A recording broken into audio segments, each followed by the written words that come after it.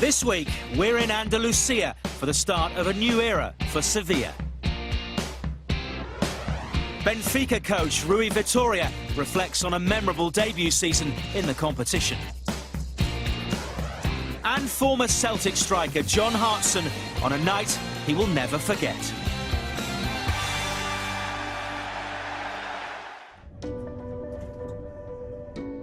Es un desafío. It's a challenge, moving from a big team like Sevilla to another great one like Paris Saint-Germain. PSG gives me the chance to move out of my comfort zone. It was very demanding at Sevilla, and I could have kept on developing there. It's the same job here, but I'm working with new players. I need to find the best way to communicate with them. I've had success in the past, and so my challenge is to try and replicate it here.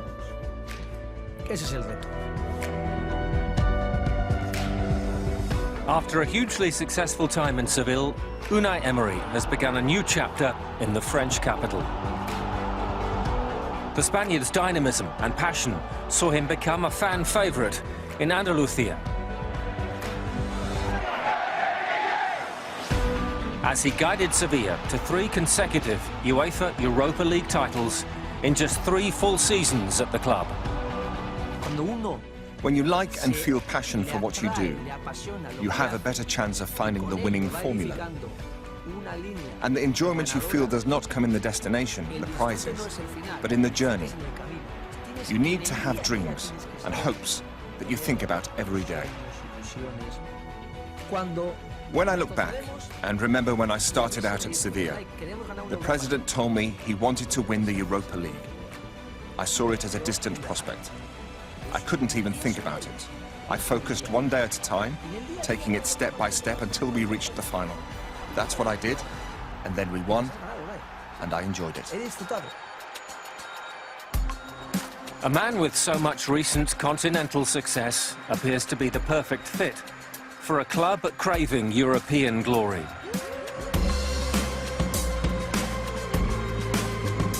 Despite back-to-back domestic troubles, PSG have fallen short in the UEFA Champions League, eliminated at the quarter-final stage in each of the last 4 seasons.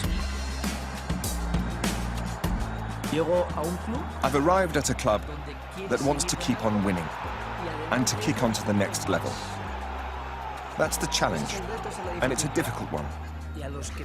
And I don't pay attention to those who say that winning the league is easy, because if people think that's the case and we don't win it, then it's an even bigger failure.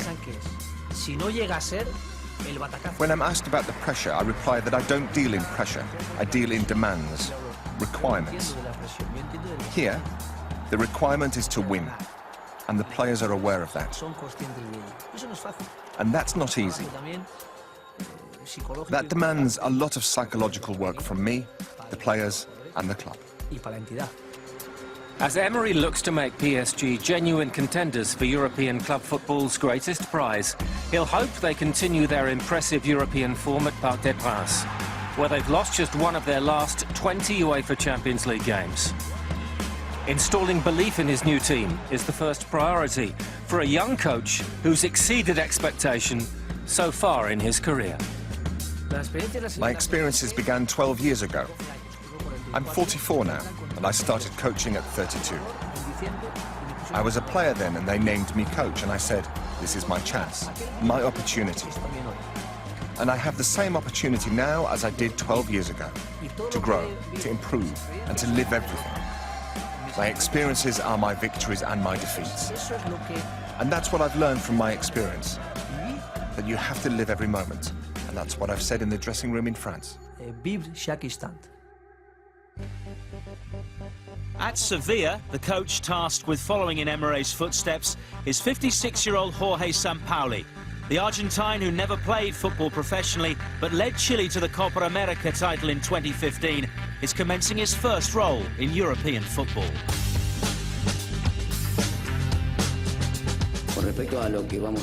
Regarding my intentions at the club, I cannot teach what I don't believe in. Since I began as a coach, I've always felt uncomfortable if my teams have been dominated on the pitch. It's vital that the players truly believe in the ideas we're implementing. It's in moments of crisis or adversity that we'll really see if the tactics have been well absorbed by the players. We, the technical staff, must oversee this process. The tactics and approach are totally different.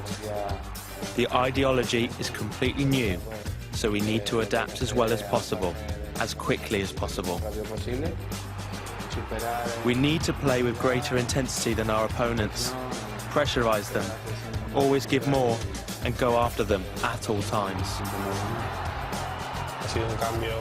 It's been a radical change. The philosophy is different. The coach wants us to be aggressive and attack. We need to always want possession of the ball. We're an ambitious team that works with very clear ideas. Ideas the coach wants to implement. Sevilla's quest to reach the UEFA Champions League knockout phase for the first time in 7 years will begin away at Italian champions Juventus, a club the Spaniards faced in last season's ultimately unsuccessful group stage.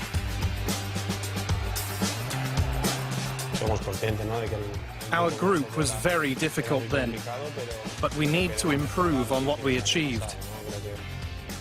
We're concentrating and working really hard on that. And I think we're a good team that can go a long way. We've got some difficult opponents, but we're very excited. We have a very tight bond with our fans, which makes us extremely strong at home. Now we want to be even stronger away from home and collect as many points as possible. Both off and on the pitch, it's been a summer of change at the Andalusian club. 6 regular starters from last season, including club captain Coque and top scorer Kevin Gamero, have departed, with Sampauli's squad boasting more than 10 new signings. We're a big, successful club. We're champions. And we just need to maintain that, regardless of the philosophies of different coaches. Those of us who have been here for a while have to help the new players and the new technical staff so they know where they are and what kind of club this is. The philosophy is new, but we want the same success. So far, the implementation of our new ideas has gone quite well in the games we've played. As we have many new signings and a new style in general, a period of development and adjustment, which might last a while, is required. Hopefully, the change in approach will enable us to go toe-to-toe with the strongest opponents.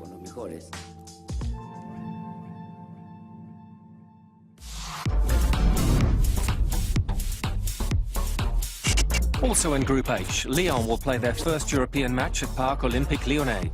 These sides previously met in the group stage in 2011-12 when Lyon won both games, including a 7-1 win in Zagreb, to put them through on goal difference. Dinamo enter into their 4th group stage since the turn of the century, having overcome Salzburg in extra time in the playoffs. But the Plavi have won just a single group stage game since 1999.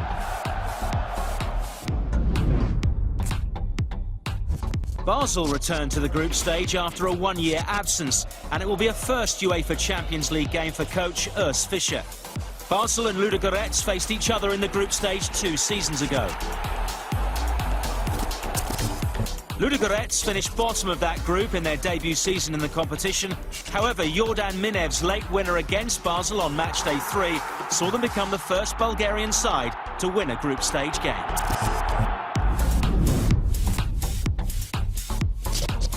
Bayern Munich face Rostov in Group D. The German champions have reached the semi-finals in each of their last 5 seasons.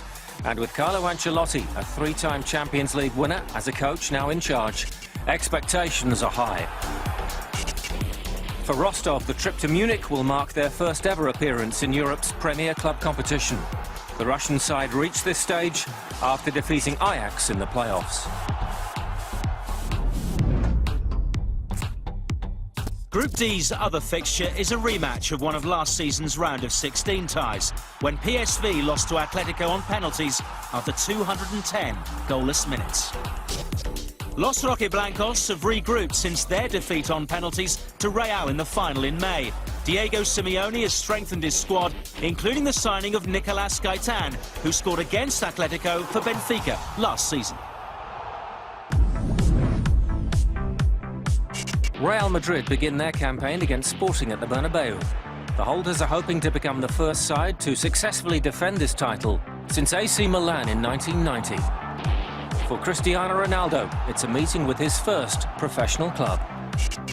Sporting are back in the competition after a year's absence, but the Portuguese side have never won a European tie in Spain, and the Lions are aiming to reach the knockout phase for the first time since 2009.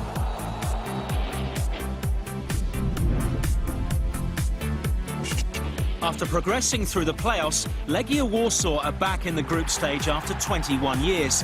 Their coach, Besnik Hassi, was part of the Anderlecht side that qualified from the group stage in the 2000-2001 season. Dortmund's absence has been significantly shorter. The 2013 finalists have only been away from Europe's top tier for one season. Thomas Tuchel leads his side in his first Champions League campaign as a coach.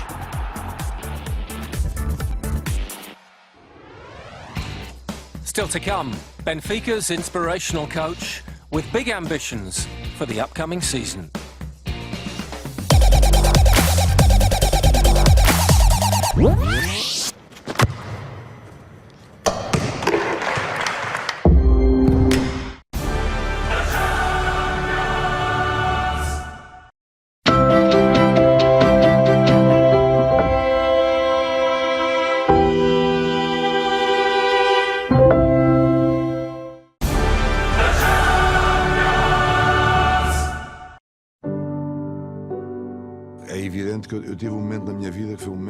I had one very difficult and important incident in my life.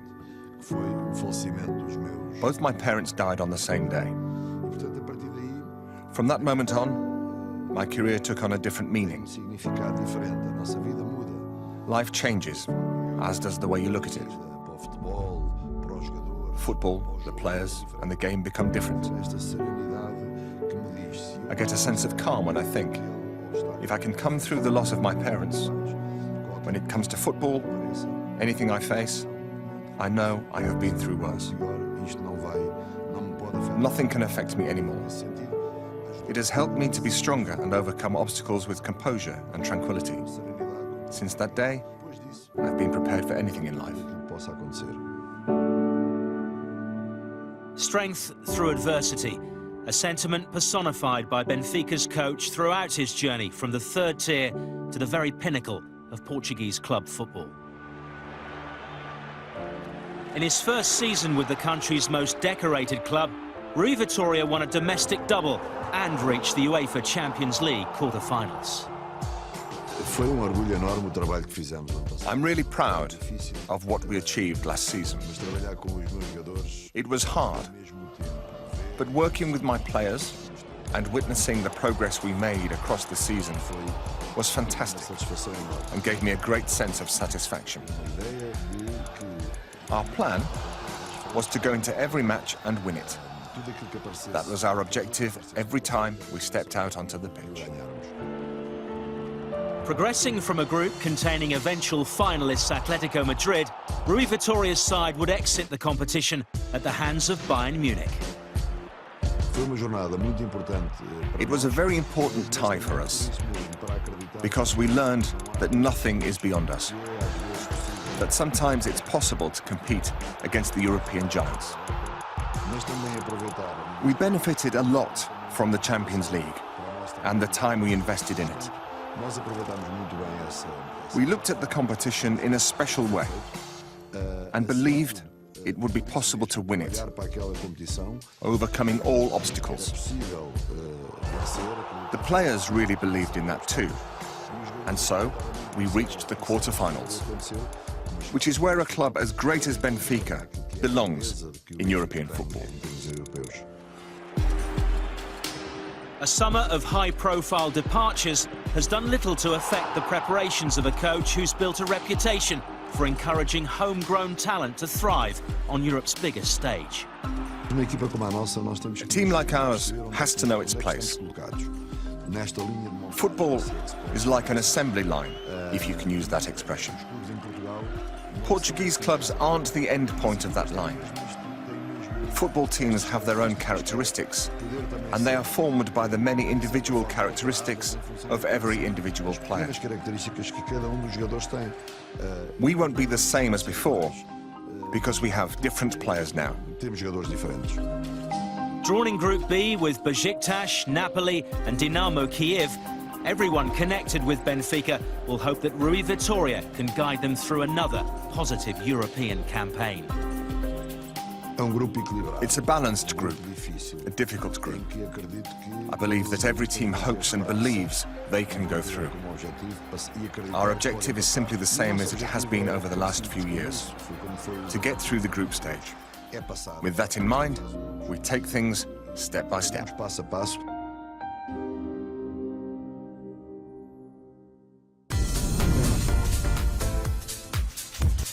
Elsewhere in Group B, Dinamo Kiev take on Napoli. The Ukrainians qualified for the knockout phase last season for the first time since 1999 and are again led by Serhei Rebrov, the club's leading scorer in UEFA competitions. Napoli are coached by Champions League debutant Maurizio Sarri. The Partenopei were last in the group stage 3 years ago, but lost out to Borussia Dortmund and Arsenal despite winning 4 games.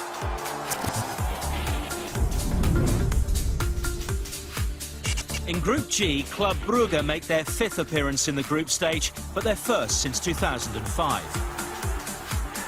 Coach Michel Prudhomme, one of Belgium's greatest ever goalkeepers, played 26 times in this competition. English champions Leicester City will make their debut, led by a coach with a wealth of Champions League experience. Claudio Ranieri led Chelsea to the semi-finals in 2004.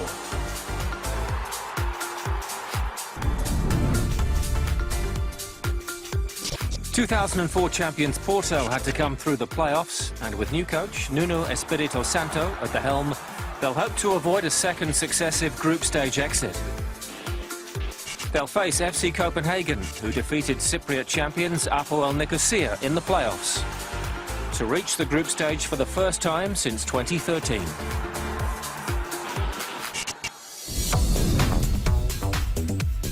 Manchester City reached last season's semi-finals and will hope for even better this time around after appointing Pep Guardiola as coach. They start their campaign against Borussia Mönchengladbach in Group C, a team they beat twice in the group stage last year. But Die Fohlen are in good form after a record 9-2 aggregate victory over Young Boys in the playoffs.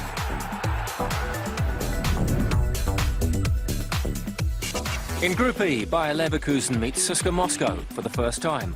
Last season, the German side narrowly missed out on a place in the knockout phase, eliminated by Roma on their head-to-head record. The Russian champions have reached the group stage for the 4th consecutive season, but they haven't progressed to the round of 16 since the 2011-12 season.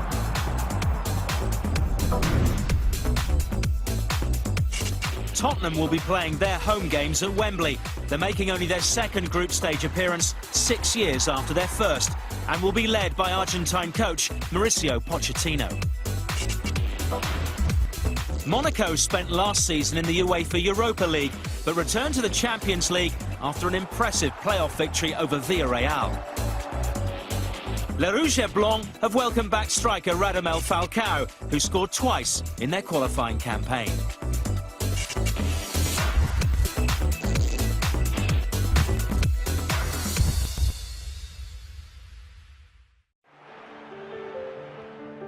The Champions League is the highest level, you know, it's the holy grail in terms of how high you can play your club football. To get the chance to play in the Champions League against the elite was a great experience, and I enjoyed every minute of it.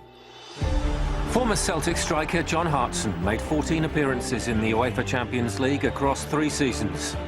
It's a competition that will always have a special place in his heart. I always love playing against the best players. If you get carried away with these guys and the talent, then it's only going to sort of take things away from your own game. Before Celtic's matchday 1 game in Barcelona on Tuesday, we reflect on Hartson's performance on a memorable night for the Scottish champions during the group stage 12 years ago. The last time Celtic secured a positive result in this fixture. Well, it's always a very, very difficult proposition. Barcelona was a team that had the best player in the world at the time, which was Ronaldinho. So obviously when we went to go down early on against Barcelona, we were thinking, here we go. But we were dangerous from set pieces, and I think it was a ball that was whipped in. And I sort of ghosted in that back stick, and the ball fell at my feet, and I tapped it in. I'm thinking, it's the new camp. I looked up and I sort of give it one of them. I knew my dad was in the crowd. But although we went out eventually of the Champions League, that stood in many of the lads' minds as a real top result against a top team. My Champions League experience at Celtic, even though we didn't qualify, nothing but great times for me. On Tuesday, teams in Groups A to D kick off their UEFA Champions League campaigns, including that Barcelona against Celtic game. And on Wednesday, attention turns to Groups E to H, with defending champions Real Madrid hosting Sporting. Next week, Europe's elite takes centre stage. It's the return of the UEFA Champions League.